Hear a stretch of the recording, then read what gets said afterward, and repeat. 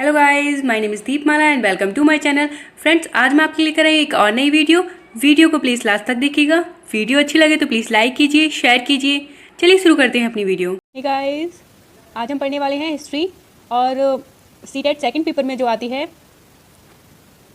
History SST जो आती है 60 नंबर की आती है। अभी मैं हिस्ट्री की वीडियोस बना रही हूँ, फिर मैं ज्योग्राफी और पॉलिटिकल साइंस की पॉलिटी की भी बनाऊँगी। तो और अगर आपने इसकी पहले की 2 वीडियो नहीं देखी हैं तो डिस्क्रिप्शन पर लिंक दे रखा है, प्लीज़ वहाँ से जाके देख सकते हैं। और अगर आपने ईवीएस की नहीं देखी हैं वीडियोस, क्लास 5th की, एनसीईआरटी की और 4th की, तो आपको वो भी मिल जाएगी, आप वो भी देख लीजिए। चलिए शुरू करते हैं अपनी क्लास। आज हम पढ़ने वाले हैं भोजन संग्रह से उत्पादक तक, खेती और पशुपालन की शुरुआत कैसे हुई थी, क्या हुआ था, वो हम आज पढ़ने वाले हैं। चलिए देखते हैं। इसमें लिखा है 12,000 वर्ष पहले मध्य पाषाण काल में मानव ने खेती एवं पशुपालन की शुरुआत की। 12,000 वर्ष पहले मध्य पाषाण काल था। मध्य पाषाण काल में मानव ने खेती एवं पशुपालन की शुरुआत की, मतलब उस टाइम मध्य पाषाण काल में मानव कृषि करता था। आगे देखते हैं। मानव ने पौधों, बीजों तथा उनके उगने के समय, स्थान व तरीकों को सीखना आरंभ किया। उन्होंने वह सीख लिया था कि पौधे और बीज किस तरह से लगाए जाएं, किस तरह से पौधों को उगाया जाए, उनका समय, किस समय में कौन से पौधे उगते हैं और कहाँ पर उनको उगाया जा सकता है। ये सभी तरीकों को उन्होंने सीखना प्रारंभ कर दिया था और धीरे धीरे वह कृषक बन भी गए। धीरे धीरे सीखते सीखते वह कृषि करने लगे और कृषक बन गए। आगे देखते हैं।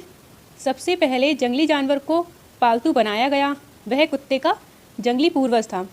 सबसे पहले जिस जानवर को पालतू जानवर बनाया गया वह कुत्ते का जंगली पूर्वज था। मतलब उस ज़माने में, उस टाइम पीरियड में जो कुत्ते थे उनको उन्होंने पालना शुरू किया और धीरे धीरे उन्होंने फिर उसके बाद भेड़, बकरी, गाय आदि पालना शुरू किया, जिससे उनको उनके भोजन के लिए भी उनकी व्यवस्था हो गई, दूध वगैरह इसकी भी उनकी व्यवस्था हो गई और वो सीख भी गए थे कृषि, तो उनके लिए चारा वारा सब करना उन्होंने प्रारंभ कर दिया था। अगला टॉपिक देखते हैं। बसने की प्रक्रिया। बसने की प्रक्रिया, वो किस तरह से वहाँ रहते थे और उन्होंने क्या क्या किया। चलिए देखते हैं क्या है आगे। लोगों द्वारा पौधे उगाने और जानवरों को देखभाल करने को, फ्रेंड्स हम पढ़ रहे थे, लोगों द्वारा पौधे उगाने और जानवरों की देखभाल करने को बसने की प्रक्रिया का नाम दिया गया। वहाँ जो लोग रहते थे, वहाँ पौधे उगाते थे, उनकी देखभाल करते थे, जानवरों को पालते थे, उनकी इस प्रक्रिया को बसने की प्रक्रिया नाम दिया गया।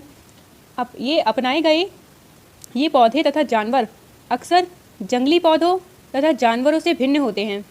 ये जो इन्होंने पौधे उगाए थे ये जंगली जानवरों और जो जानवर पालते थे जंगली जानवरों और पौधों से भिन्न होते हैं। उदाहरण के लिए इसमें दिया है, लोग उसी पौधों तथा जानवरों को चुनते थे जिनके बीमार होने की संभावना कम हो। यही नहीं, लोग उन्हीं पौधों को चुनते थे जिनके बड़े दाने वाले अनाज पैदा हैं। मतलब ये उन्हीं जानवरों को चुनते थे जो बीमार, मतलब जिनकी संभावना बीमार होने की कम होती थी, और पौधे भी वही चुनते थे जो बड़े अनाज उनको दे, बड़े दाने हों, उन पौधों में अनाज उनको मिले भरपूर, साथ ही जिनकी मजबूत उठल अनाज के पके दानों का भार संभाल सकें। और इस तरह के पौधे भी जो अनाज उनसे निकले और वो उसका भार संभाल सके, मतलब उठा सके उसको और उसको संग्रह कर सकें। जानवरों में भी उन्हीं जानवरों को चुना जाता था जो आमतौर पर अहिंसक हों। मतलब वो ध्यान रखते थे कि उनको किसी भी तरह की कोई प्रॉब्लम ना हो। जो जानवर वो पाल रहे हैं तो उन जानवरों को वो पालते थे जो उनको कोई नुकसान ना पहुंचाए। चलिए आगे देखते हैं।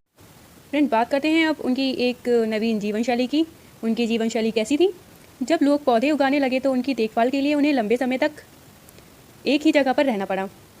जब उन्होंने पौधे लगा दिए थे, पौधे उगाए थे उन्होंने, तो उनकी देखभाल के लिए उनको लंबे समय तक एक ही स्थान पर रहना पड़ा, एक ही जगह पर, जिससे वह उनकी देखभाल कर पाएँ। आगे देखते हैं क्या है। बीज बोने से लेकर फसलों के पकने तक, पौधों की सिंचाई करने, खरपतवार हटाने, जानवरों और चिड़ियों से उनकी सुरक्षा करने जैसे बहुत से काम शामिल थे, जिनकी वजह से वह वहाँ रुक जाते थे एक लंबे समय तक। अगला पॉइंट है, अनाज के भंडारण के लिए मिट्टी के बड़े बड़े बर्तन बनाए, टोकरियाँ बुनी, या फिर कह सकते हैं फिर उन्होंने ज़मीन में गड्ढा खोदा अनाज के भंडारण के लिए, जहाँ वे अनाज रख सकें, जहाँ वे अनाज को सुरक्षित रख सकें, इसलिए उन्होंने ज़मीन में गड्ढा खोदा और वहाँ उन्होंने रखा। अगला है, जहां पुरातत्वविदों को शुरुआती कृषकों और पशुपालकों के होने के साधन मिले हैं। ये पूरे उपमहाद्वीप में पाए गए हैं। इनमें सबसे महत्वपूर्ण पश्चिमोत्तर क्षेत्र में, आधुनिक कश्मीर में और पूर्वी तथा दक्षिणी भारत में पाए गए हैं। जो पुरातत्वविद हैं उनकी जो शुरुआती कृषक और पशुपालकों की उन्हें बहुत ही ज़्यादा साक्ष्य मिले हैं जो आधुनिक कश्मीर में हैं और पूर्वी साइड और दक्षिण भारत में भी पाए गए हैं। कुछ ऐसे पुरास्थल हैं जहां अनाजों और पालतू जानवरों के अवशेष भी मिले हैं, जिससे ये पता चलता है कि पहले के मानव कृषि करते थे, कृषक थे और वह जानवरों को पालते भी थे। अब देखते हैं कुछ पुरास्थल के बारे में जानते हैं और उनके जो अवशेष मिले हैं, क्या मिला है, अनाज और हड्डियाँ देखते हैं। अब पहला है मेहरगढ़, जो कि आधुनिक पाकिस्तान में है। यहाँ पर गेहूँ, जौ, भेड़, बकरी, मवेशी आदि साक्ष्य मिले हैं कि यहाँ पर ये हुआ करते थे। कोल्डी हवा आधुनिक उत्तर प्रदेश में है, जहाँ चावल, जानवरों की हड्डियाँ, इसके साक्ष्य यहाँ मिले हैं। मेहरगढ़ जो आधुनिक उत्तर प्रदेश में ही है, वहाँ पर चावल, मवेशी, मिट्टी पर खुरों के निशान, इनके साक्ष्य मिले हैं। गुफकाल आधुनिक कश्मीर, गेहूं और दलहन के साक्ष्य मिले हैं यहाँ पर। बुद्रहोम जो आधुनिक कश्मीर में ही है, वहाँ पर गेहूं और दलहन, कुत्ते, मवेशी, भैंस, भेड़, बकरी आदि इन सभी के साक्ष्य मिले हैं। हल्लूर जो कि आधुनिक आंध्र प्रदेश में है, वहाँ ज्वार, बाजरा, मवेशी, भेड़, बकरी, सुअर इन सभी के साक्ष्य मिले हैं। बात करते हैं अगला पुरास्थल है पयमपल्ली, आधुनिक आंध्र प्रदेश में है। काला चना, ज्वार, बाजरा, मवेशी, भेड़, सुअर इन सब के साक्ष्य मिले हैं। चिरान जो कि आधुनिक बिहार में है। गेहूं, हरे चने, जौ, भैंस, बैल इन सब के साक्ष्य यहाँ मिले हैं। फ्रेंड्स, चलिए आज की वीडियो में बस इतना ही। मिलते हैं अपनी नेक्स्ट वीडियो में। और वीडियो अच्छी लगी हो तो प्लीज़ वीडियो को लाइक कर दीजिए, शेयर कीजिए और अगर अभी तक आपने चैनल को सब्सक्राइब नहीं किया तो प्लीज़ सब्सक्राइब कर दीजिए। Thanks for watching.